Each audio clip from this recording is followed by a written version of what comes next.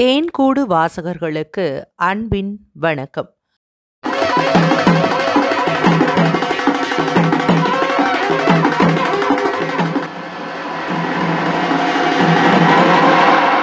சு. வெங்கடேசன் எழுதிய வீரயுக நாயகன் வேள்பாரி.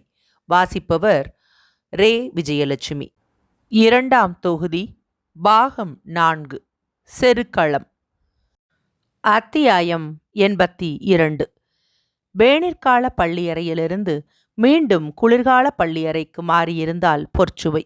ஆனால் மாற்றங்கள் வேறு எதிலும் நிகழவில்லை. வேனிற்கால பள்ளியறையில் இருந்த காலத்திலும் புதியவர் பெண் அங்கு வரவில்லை. அரச பணிக்காக வெங்கல் நாட்டுக்கு போனவனை பேரரசர் அங்கேயே இருக்கச் சொல்லிவிட்டார். போர்ச்சூழலை நோக்கி நாட்கள் நகர்ந்து கொண்டிருந்தன. மழைக்காலம் தொடங்கும் முன் பேரரசரும் புறப்பட்டு போனார். போருக்கான ஏற்பாடுகளுக்காக அரண்மனையின் முக்கிய பொறுப்பாளர்கள் அனைவரும் முன்னதாக புறப்பட்டு போயினர். போர்ச்சூழல் அரண்மனையை ஆண்களின் வாசனையற்றதாக மாற்றியது. கருவூல பொறுப்பாளர் வெள்ளிகொண்டார் மட்டுமே கோட்டையில் தங்கியிருந்தார். அரண்மனையின் நிர்வாக பொறுப்பு முழுமையும் அவர் வசம் இருந்தது. கோட்டையின் பாதுகாப்புக்கான வீரர்களைத் தவிர படைக்கலனில் இருந்த அனைவரும் புறப்பட்டு போயினர். பேரரசரும் இளவரசரும் கோட்டைக்குள் இல்லாத காலங்களில் விழா கொண்டாட்டங்கள் நடப்பதில்லை.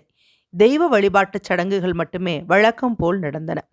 அரண்மனையின் அன்றாடம் என்பது ஆடம்பரமற்றே இருந்தது. இந்த புறச்சூழல் எதுவும் பொற்சுவையின் அகத்துக்குள் எந்த மாற்றத்தையும் ஏற்படுத்தவில்லை. அவளது நாட்கள் வழக்கம் போலவே கழிந்தன. ஒரு பகற்பொழுதில் சுகமதியை அழைத்து கொண்டு அரண்மனையின் வெவ்வேறு மாளிகைகளை பார்த்து வந்தாள்.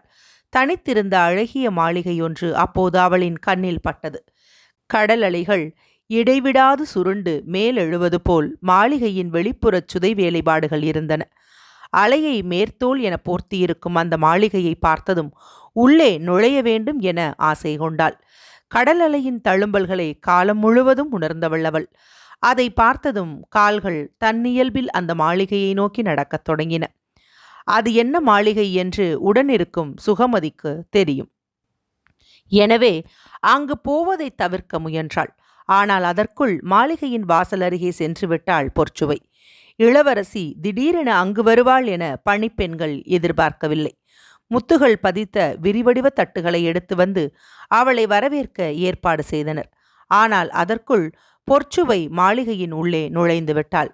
நிலைச்சுவரிலும் தரையிலும் பளிங்கு கற்கள் பாவப்பட்டிருந்தன. ஓவியங்களும் மரவேலைப்பாடுகளும் மனித கற்பனைக்கு எட்டாத பேரழகு கொண்டு விளங்கின. எங்கும் இசைக்கருவிகள் நிறைந்திருந்தன.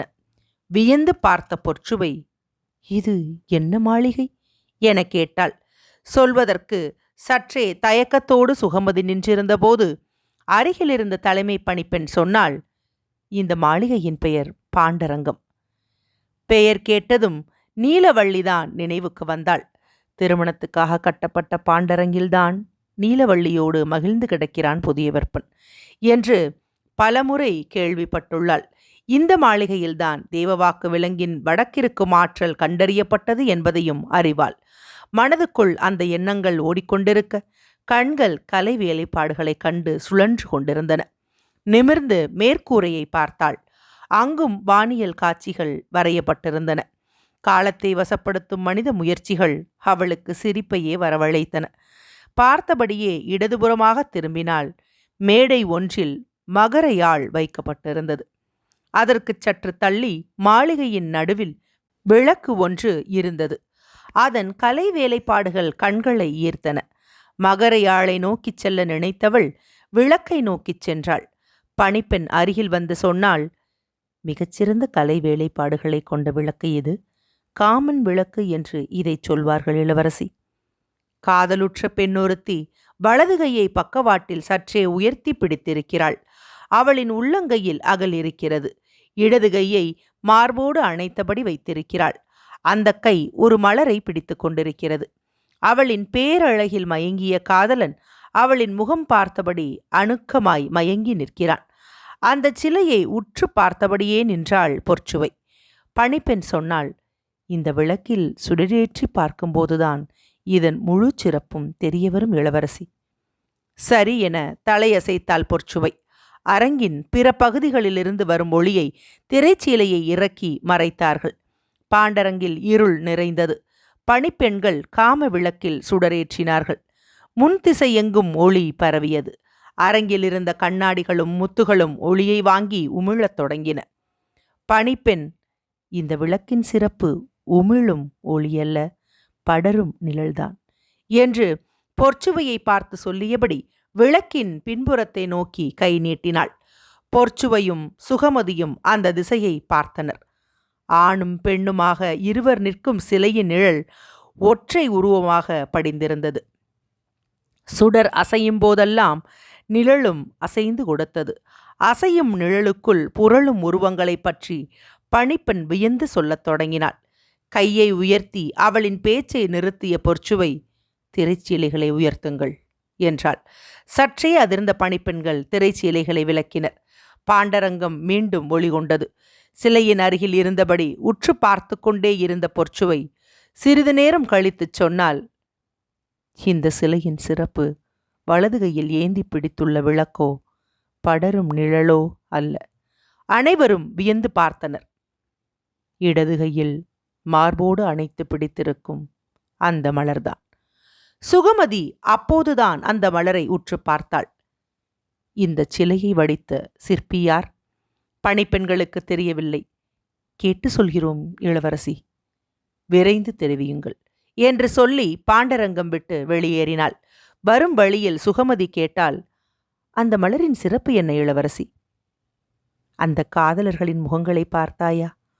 உள்ளுக்குள்ளிருந்து பெருகும் பேரன்பால் மலர்ந்திருக்கின்றன. விளக்கில் சுடரை ஏற்றாத போதும் அந்த முகங்கள் மலர்ந்தே இருக்கின்றன. அப்படியென்றால் அந்த மகிழ்வுக்கு காரணம் விளக்கல்ல, வேறேதோ காரணம் இருக்க வேண்டும் என தோன்றியது. அப்போதுதான் அந்த மலரை உற்று கவனித்தேன். அது தனித்துவமிக்கதொரு மலர். அதன் கீழ் இதழ்களின் அடிப்பகுதியில் சிறு சிறு வேர்கள் இருப்பதைப் போல சிற்பி வடித்துள்ளான் என்றாள். மலரின் இதழ்களில் எப்படி வேர் இருக்கும்? வேரில் காய்கள் காய்க்கும், மலர்கள் மலருமா என்ன? நானும் இதுவரை கேள்விப்பட்டதில்லை. ஆனால் வேரில் மலரும் தன்மை கொண்ட ஏதோ ஒரு அதிசய மலர் உள்ளது. அதை ஏந்தி பிடித்துள்ளதால்தான் இந்த காதலர்கள் இவ்வளவு மகிழ்வோடு இருக்கிறார்கள். அதைத்தான் சிற்பி மிக நுட்பத்தோடு வார்த்துள்ளான் என்றாள். அன்றைய நாள் முழுவதும் அந்த மலரையும் காமன் விளக்கையும் பற்றியே பேசிக்கொண்டிருந்தாள் பொற்சுவை. அந்த விளக்கை செய்த சிற்பி யாரென தெரிந்து கொள்ள விடாது முயன்றாள். மறுநாள் காலையில் பாண்டரங்கின் தலைமை பணிப்பெண் வந்து சொன்னாள், தங்களின் திருமணத்துக்காக வெங்கல் நாட்டு சிறுகுடி மன்னர் கொடுத்த பரிசு பொருள் அது. அங்கு உள்ள சிற்பி இதை வடித்து தந்துள்ளார். அன்று மாலையே வெள்ளிகொண்டாருக்கு செய்தி தெரிவிக்கப்பட்டது.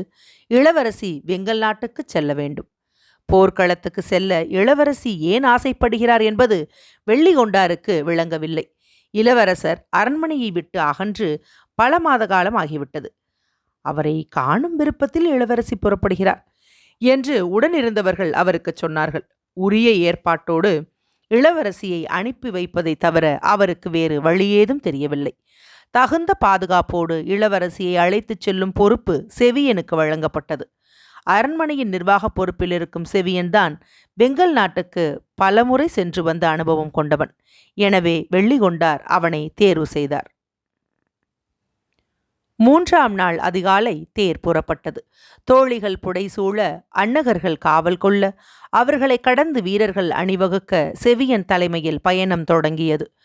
செவியனின் குதிரையே முன்னே பாய்ந்து சென்றது. ஆனால் அவனது மனம் குழப்பத்தில் இருந்தது. கடந்த முறை வெங்கல் நாட்டிலிருந்து இளமாறனை மதுரைக்கு அழைத்து வந்தது செவியன்தான். ஆனால் அவனால் அழைத்து வரப்பட்டவன் மீண்டும் உயிரோடு வெங்கல் நாடு திரும்பவில்லை. இப்போதோ இளவரசியை வெங்கல் நாடு நோக்கி அழைத்துச் செல்கிறான். இந்த பயணம் எப்படி அமையப் போகிறதோ என்ற குழப்பத்தில் தவித்தது மனம். விரைந்து பயணித்தனர். குதிரைகள் இளைப்பாறுதலுக்காக ஆங்காங்கே நிறுத்தப்பட்டன. அப்போதெல்லாம் தேர் விட்டு இறங்கி வெளியில் வரும் இளவரசி சற்று தொலைவு நடந்து இயற்கையின் காட்சிகளை கண்டு மகிழ்ந்தாள். மழைக்காலம் முடிவுற்ற நேரம் இது. வயல்வெளி எங்கும் உழவு தொழில் செழிப்புற்று இருக்க வேண்டிய காலம் இது. ஆனால் காட்சிக்கு அப்படி தெரியவில்லை. அந்த வழி சென்ற 2 பெண்களை அழைத்து கேட்டால் பொற்சுவை. ஊரில் ஆண்கள் இருந்தால்தானே உழவு தொழிலை செய்ய முடியும். எல்லோரையும் போர்க்களத்துக்கு அனுப்பச் சொல்லி அரச உத்தரவு. பிறகு எப்படி பயிர் செய்ய முடியும் என கேட்டுவிட்டு நடந்தனர் பெண்கள். செல்லும் வழியில் எதிர்ப்படும் ஊர்களில் தேர் நின்றது. பெண்களும் குழந்தைகளும் முதியவர்களும் மட்டுமே ஊர்களில் இருந்தனர். நீரும் வயலும் இருந்தும் பயிரை விளைய வைக்க முடியாத கொடுமையை பார்த்து கொண்டே கடந்தாள். கொல்லர், தச்சர், பரம்பர் என எவரும் ஊரில் இல்லை. எல்லோரும் போர்க்களம் சென்று விட்டனர். குளங்களை சேமிக்க வழியின்றி இருக்கும் சின்னஞ்சிறு ஊர்களிலெல்லாம் கோடை காலத்தை பற்றிய கவலை இப்போதே வரத் தொடங்கிவிட்டது. ஏறக்குறைய எந்த ஊரும் இந்த ஆண்டு முழுமையான அறுவடையை செய்யவில்லை. வரப்போகும் காலம் எவ்வளவு கொடுமையாக இருக்கப் போகிறது என்பதை ஒவ்வொருவரின் கண்களிலும் கண்டாள் பொற்சுவை. 2ஆம் நாள் பயணத்துக்கு பிறகு அவள் மனிதர்களை பார்ப்பதை தவிர்த்தாள். காட்சிகள் மனதை கலங்கடிப்பனவாக இருந்தன. எனவே திரைச்சீலை விலகாமல் பார்த்து கொண்டாள். தொடர்ந்து பயணித்து வெங்கல் நாட்டு மாளிகையை அடைந்தனர். பாண்டிய நாட்டு இளவரசியின் திடீர் வரவு வெங்கல் நாட்டு அரண்மனையை திகைப்புறச் செய்தது. புதிதாக கட்டப்பட்ட மாளிகை ஒன்றில் அவள் தங்க வைக்கப்பட்டாள். போர்க்களம் பழகாத தொலைவு தள்ளி இருக்கிறது. செவியன் அங்கு சென்று மையூர் கிழாரை காண முயன்றான். ஆனால் அதற்கு வாய்ப்பில்லை என தெரிந்தது. மையூர் கிழாருக்கு செய்தி அனுப்பப்பட்டது. அவர் வரும் வரை காத்திருந்தனர். 2ஆம் நாள்தான் செய்தி மையூர் கிழாரை எட்டியது. அவர் காலாட்படையின் வடகோடியில் இருந்தார். செய்தியை அவர் முதலில் நம்பவில்லை. உலகின் பேரழகி என வர்ணிக்கப்படும் பாண்டிய நாட்டு இளவரசி தனது அரண்மனைக்கு வந்துள்ளாரா? வியப்பு நீங்காமல் குதிரையை விரைவுபடுத்தினார். புதிய விற்பன் மதுரை கோட்டையிலிருந்து நீங்கி பல மாத காலம் ஆகிவிட்டது. அதனால்தான் இளவரசியாரும் புறப்பட்டு இங்கு வந்துள்ளார் என்று எண்ணியபடியே அவள் தங்கியுள்ள மாளிகையை அடைந்தார். பாண்டிய நாட்டு வழக்கப்படி நுண்ணிலை பட்டுச் சரடுகளால் ஆன திரைச்சீலைகள் அலையலையாய் மறைத்திருக்க அப்பால் நின்றிருந்த இளவரசி திரை விலக்கி வெளியே வந்தாள். தலை தாழ்த்தி வணங்கிய அவர் இளவரசியின் வருகையை வர்ணித்து கூறிய வார்த்தைகளை முடிக்க நீண்ட நேரமானது. பொற்சுவை மகிழ்ந்து அவரது வரவேற்பை ஏற்றாள். அமைச்சர் முசுகுந்தரிடம் நான் வந்துள்ள செய்தியை தெரிவியுங்கள். அவர் பொருத்தமான நேரத்தில் பேரரசரிடமும் இளவரசரிடமும் இந்த செய்தியை சேர்ப்பார் என்றாள். உத்தரவு இளவரசி, அவ்வாறே செய்கிறேன் என்று கூறி புறப்பட ஆயத்தமான மையூர் கிழாரை நோக்கி சுகமதி கேட்டாள். இளவரசியாரின் திருமணத்துக்கு காமன் விளக்கை பரிசாக தந்தீர்கள் அல்லவா? அந்த விளக்கை செய்த சிற்பி எங்கே? மையூர் கிழார் உள்ளுக்குள் மகிழ்ந்தார். இந்த மாளிகைக்கு இளவரசர் வரும் நாளன்று காமன் விளக்கு இங்கு இருக்க வேண்டுமென இளவரசி விரும்புவதாக எண்ணிக்கொண்டார். உடனடியாக அதற்கு ஏற்பாடு செய்கிறேன் என்று கூறிய மையூர் கிழார் அரண்மனையின் தலைமை சித்திரக்காரர் குழல் தத்தனை அழைத்து காராளி எங்கு இருந்தாலும் அழைத்து வர உத்தரவிட்டுவிட்டு போர்க்களம் திரும்பினார். குழல் தத்தன் வயதில் மூத்தவர். இளவரசியை கண்டு வணங்கினார். காராளியின் ஊர் மலைக்குன்றுகளுக்குள் இருக்கிறது. போய் திரும்ப 3 நாட்கள் ஆகும் என்று சொல்லிச் சென்றார்.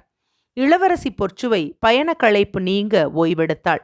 3 நாட்களுக்கு பிறகு குழல் தத்தன் வந்தார். ஆனால் உடன் யாரும் வரவில்லை.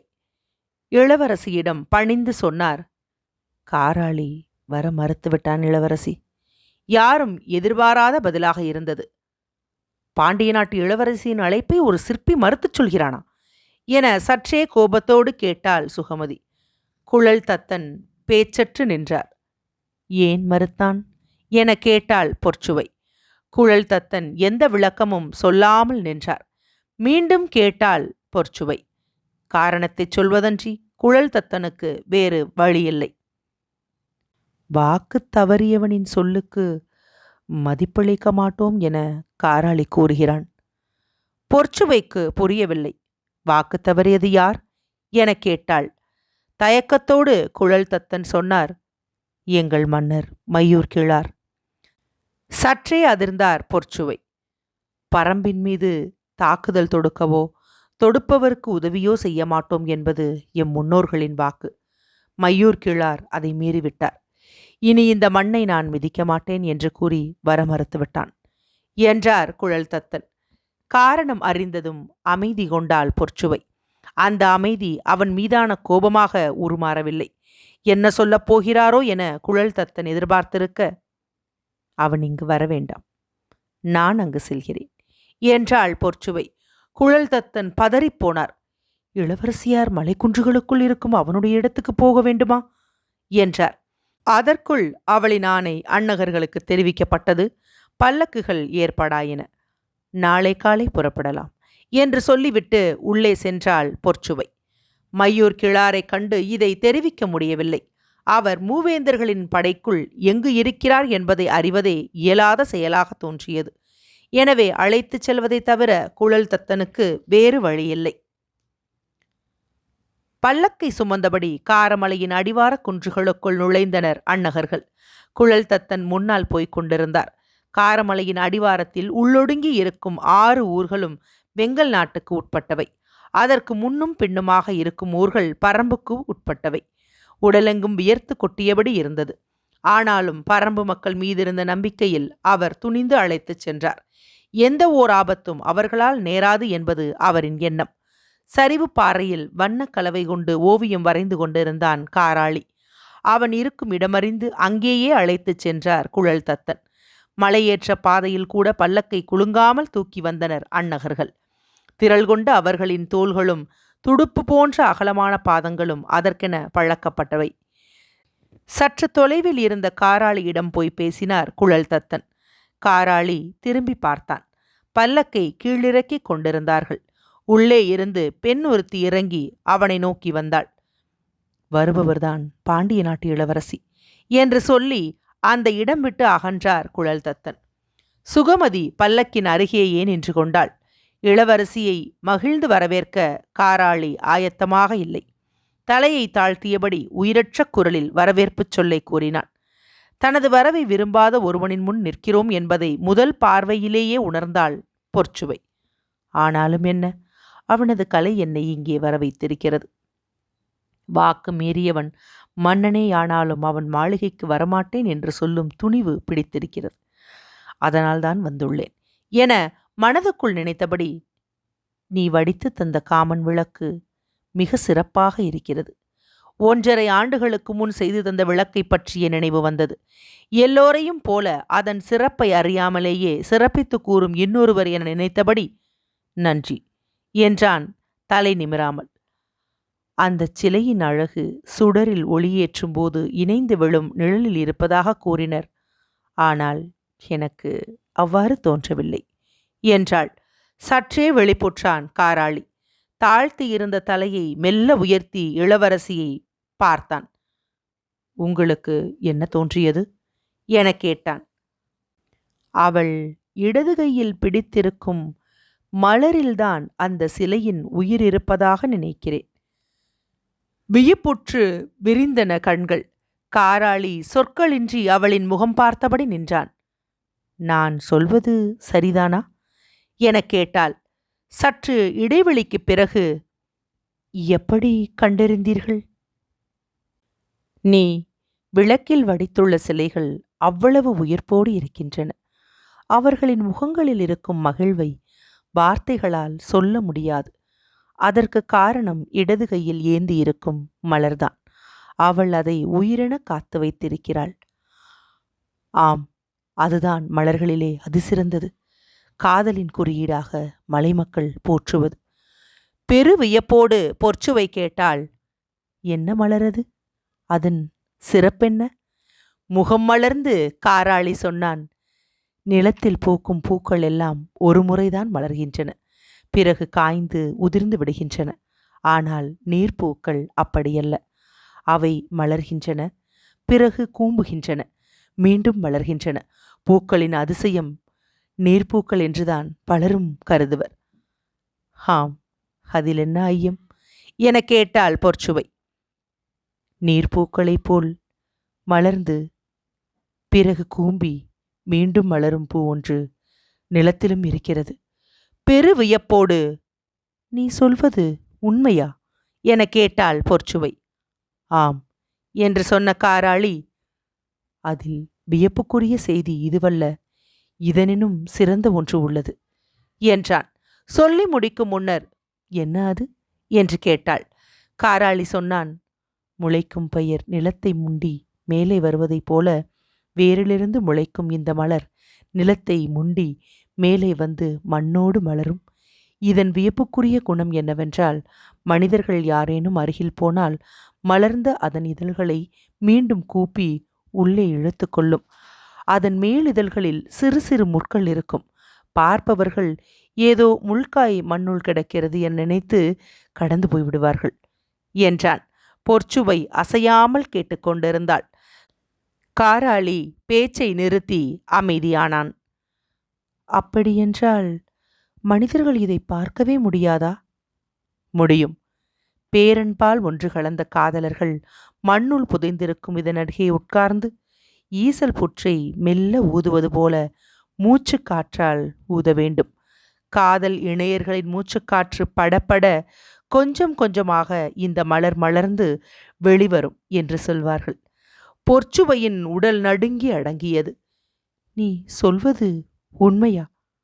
ஆம் என்றான் காராளி. இதன் ஆதிப்பெயர் நிலமொரண்டி. ஆனால் காதல் மலர் என்றால்தான் காட்டில் உள்ளவர்களுக்கு தெரியும். பொற்சுவை சொல்லின்றி நின்றாள். பாரியும் ஆதினியும் தங்கள் மூச்சுக்காற்றால் மலர வைத்த காதல் மலரை ஏந்தி நின்றார்கள் என்று என் ஆசான் ஒரு முறை கூறினார். அந்த காட்சியை நான் கற்பனையாக வரைந்திருந்தேன்.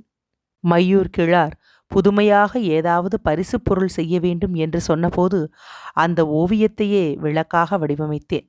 எல்லோரும் சிலை அமைக்கப்பட்ட கோணத்தால் நிழல் படர்வதைத்தான் கவனித்தார்களே தவிர கையில் ஏந்தியிருக்கும் காதல் மலரை யாரும் கவனிக்கவில்லை. நீங்கள் மட்டுமே அந்த அதிசய மலரை கண்டறிந்திருக்கிறீர்கள் என்றான். மூர்ச்சையாவதைப் போல தாக்குண்டு நின்றாள் பொற்சுவை. நீ வடித்துள்ள சிற்பத்தில் இருப்பது பாரியும் ஆதினியுமா? அவர்களை நினைத்துத்தான் அந்த ஓவியத்தை வரைந்தேன். அந்த ஓவியம் கொண்டே சிற்பத்தை உருவாக்கினேன். அப்படியெனில் அதில் இருப்பது அவர்கள்தானே? மிரட்சியிலிருந்து மீள முடியவில்லை. பாண்டிய பேரரசின் பாண்டரங்கத்துக்குள் இத்தனை காலமாக இருப்பது பாரியின் சிலையா? கலங்கி நின்றாள் பொற்சுவை. மனங்களை வெல்லத் தெரிந்தவன் ஒருபோதும் தோல்வியடைய மாட்டான். நாடுகளையும் காலங்களையும் கடந்து கலைகளால் அவன் வாழ்வான். இன்னும் எத்தனை நூறாண்டுகள் கழித்தும் மனமொன்றிய காதலர்கள் நிலமொரண்டியை கண்டு மூச்சுக்காற்றை ஊதினால் பாரியும் ஆதினியுமே இதழ்களாய் விரிவார்கள் என்றான் காராளி. கலங்கிய கண்களோடு பேச்சின்றி நின்றாள் பொற்சுவை. அவளின் ஆழ் மனதுக்குள் மூச்சுக்காற்று ஊதப்பட்டு கொண்டிருந்தது. ஆனால் புதைந்து போன அவளது காதல் மலர் இதழ் வெறித்து மேலெழவில்லை. சற்றே அதிர்ச்சியாகி நின்றாள். காலம் கடந்துவிட்டது என தோன்றியது. மூச்சுக்காற்றின் ஓசை மட்டும் கேட்டபடி இருக்க அந்த இடம் விட்டு மெல்ல நகர்ந்தாள். எதுவும் சொல்லாமல் போகிறாரே என நினைத்த காராளி பொற்சுவையை பார்த்து கூறினான். நாங்கள் 6 ஊர்க்காரர்களும் வெங்கல் நாட்டைச் சேர்ந்தவர்கள்தான். ஆனால் வாக்கு தவறியவனுக்காக வில்லேந்த மாட்டோம் என்று உறுதி கொண்டுள்ளோம். எனவே போர்க்களம் புகப்போவதில்லை. தங்களுக்கு விருப்பமானதைச் சொல்லுங்கள் இளவரசி, செய்து தருகிறேன். தள்ளிப்போன பொற்சுவை கண்களை துடைத்தபடி திரும்பினாள். முகம் மெல்ல மலர்ந்தது. காராளியை பார்த்து சொன்னாள், எனக்கு வேண்டியதை நீ தந்துவிட்டாய். அவளது புருவங்கள் இசைவாய் வளைந்து கீழிறங்குவதும் இமையோரத்து மயிர்கால்கள் அதை எவ்விப் பிடிக்க முயல்வதும் யாராலும் வரைய முடியாத ஓவியம் போல் இருந்தன. அந்த அழகிய விழிகளை விட்டு காராளியின் கண்கள் விலகவில்லை. பேச்சின்றி நின்ற காராளியை பார்த்து, என்ன என்றாள் பொற்சுவை. இந்த உலகில் வரைய முடியாத ஓவியங்கள் இருக்கும் வரை ஓவியன் வரைந்து கொண்டே இருப்பான் என்று சொல்லி மீண்டும் வண்ணக்கலவையை கையில் ஏந்தினான் காராளி. அத்தியாயம் 82 நிறைவடைந்தது.